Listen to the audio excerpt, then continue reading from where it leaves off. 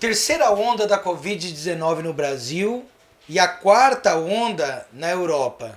O que a cepa Delta vem nos trazer nos próximos meses, nos próximos dias?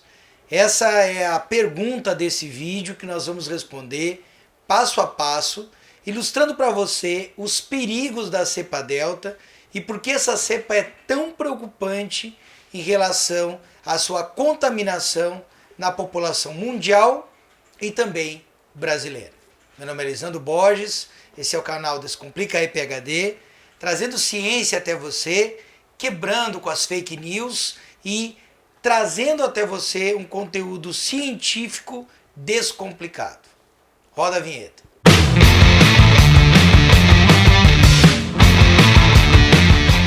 Muito bem, muito bem. Essa semana foi a semana das vacinas, aonde a gente conseguiu contemplar no Brasil uma taxa de vacinação em segunda dose de 15,8%, quase 16% em segunda dose.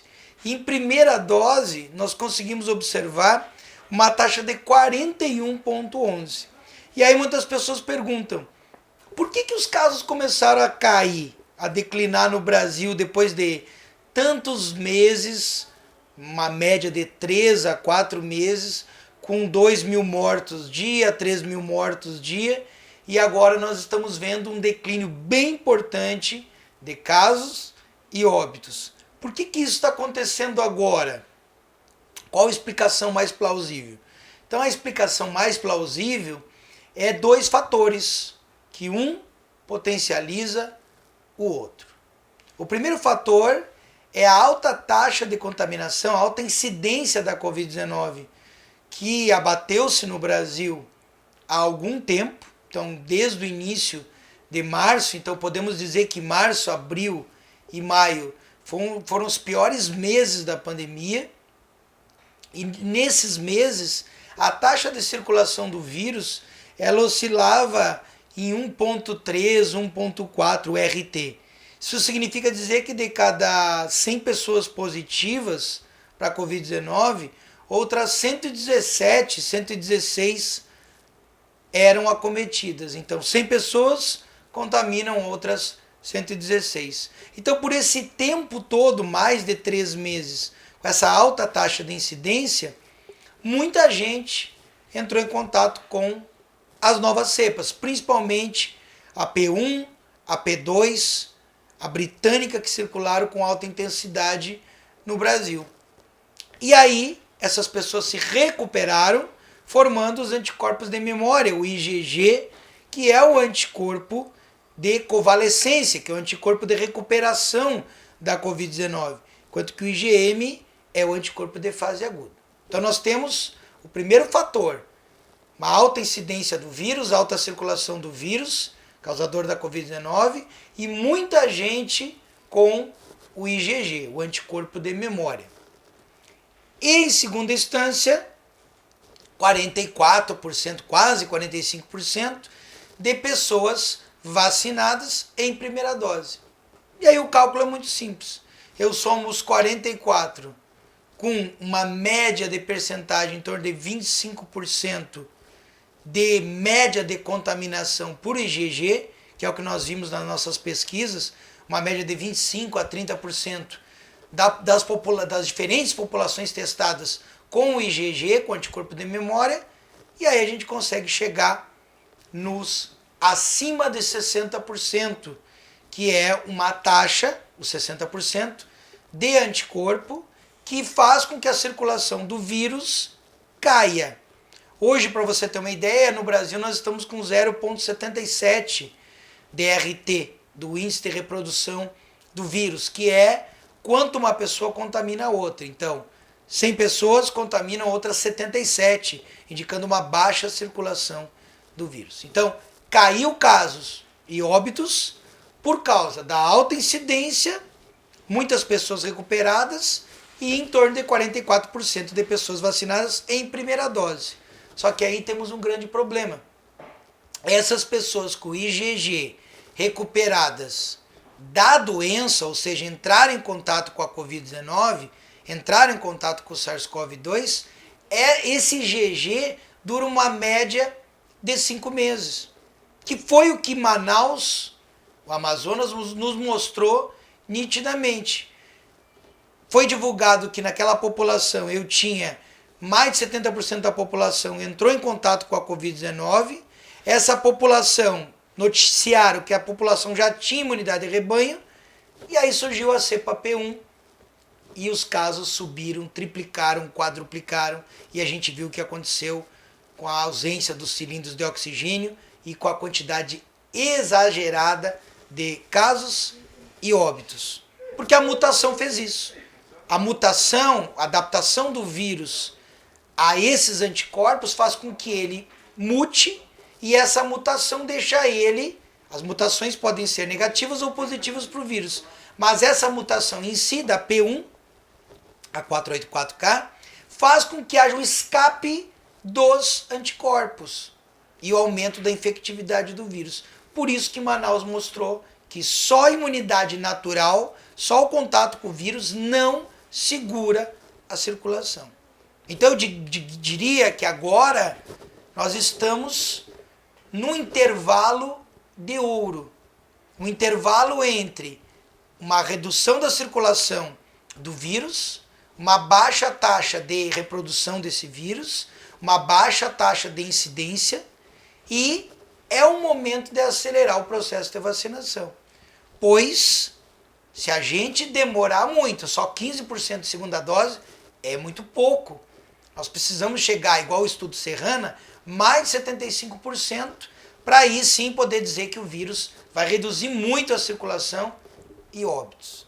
Então, se a gente continuar nesse patamar de vacinação, a gente consegue até o final do ano vacinar pelo menos os vacináveis, os mais jovens, os adultos e os idosos, deixando as crianças para o ano que vem. Porque quando não há contaminação do adulto, a criança, como ela é assintomática, diminui a circulação do vírus em crianças. E aí o mais importante desse vídeo, a cepa delta, que é a cepa que eu já falei em outro vídeo, eu vou colocar aqui na descrição, perigo da cepa delta. A maioria dos canais que falam de ciência estão abordando a cepa delta, e aqui não poderia ser diferente. Ela é muito mais infectiva, por ser mais infectiva é mais letal, e ela escapa dos anticorpos naturais, o IgG, e também os anticorpos da vacina. Por isso é tão perigosa a cepa delta. E só para você ter uma ideia, eu vou trazer alguns dados aqui, para você ver o que está acontecendo no mundo em relação à cepa delta. Pra você ter uma ideia, em Portugal, a cepa delta está puxando a 4ª onda em Portugal. As UTIs em Lisboa já ultrapassam 80% da sua capacidade de lotação. Portugal está em 3º lugar de maior incidência da cepa delta. Rússia está em 2º lugar e a Inglaterra está em 1º lugar. Estados Unidos, a vacinação dos Estados Unidos está em 48%, então está muito baixa, só que é 48% em segunda dose, mas está muito baixa. A gente precisa atingir nos Estados Unidos mais de 75% da população vacinada. E está ocorrendo busca ativa nos Estados Unidos para as pessoas serem vacinadas, pelo perigo que já está acontecendo, o aumento de casos puxados pela cepa delta. E as pessoas que estão sendo acometidas são os adultos jovens, e as que estão morrendo são aqueles que recusaram a vacinação. No México, 3ª onda no México de Covid-19, impulsionado pela cepa delta. Foram 4.057 mortes cumulativas em trabalhadores da saúde.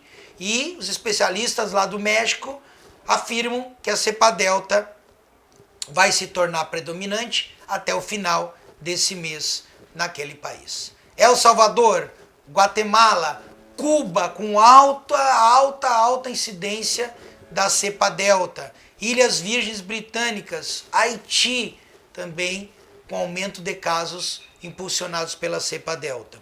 Na França, Emmanuel Macron anunciou vacinação obrigatória para profissionais de saúde até o dia 15 de setembro. E postos de vacinação instalados em lugares inusitados, como supermercados, rodovias. É a preocupação com a cepa delta. Reino Unido, que está em primeiro lugar com a prevalência da cepa delta.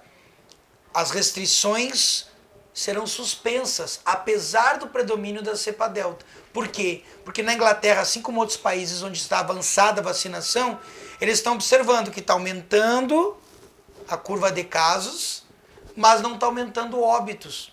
A Itália ficou, final de semana inteiro passado, 17, 18 e 19 de julho, para você que está vendo o vídeo depois, com zero óbitos naquela semana. Então, mostrando sim que a vacina, ela impede a morte.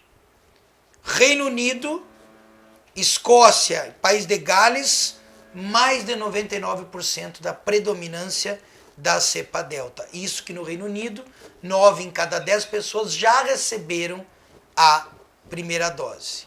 Alemanha, os casos aumentando lentamente na Alemanha, 1.548 novas infecções por dia noticiadas na Alemanha. Quem está causando isso? A cepa delta.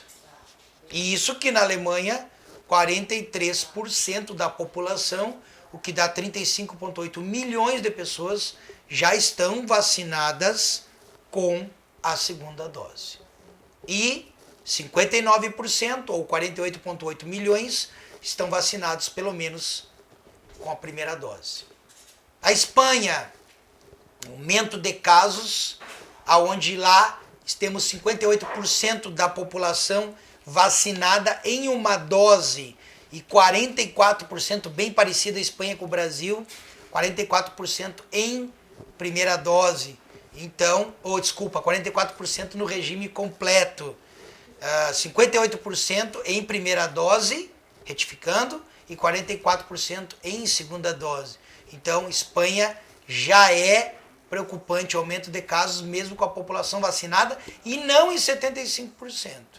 Itália, o RT de 0,63, então uma baixa taxa de circulação do vírus, mas aumentando devido à cepa delta. Japão, onde está acontecendo a Olimpíada, já estão até zeraram o público nos estádios devido ao surto da cepa delta no Japão. E a testagem incessante nos atletas, mas mesmo assim aumentando os casos da cepa delta no Japão.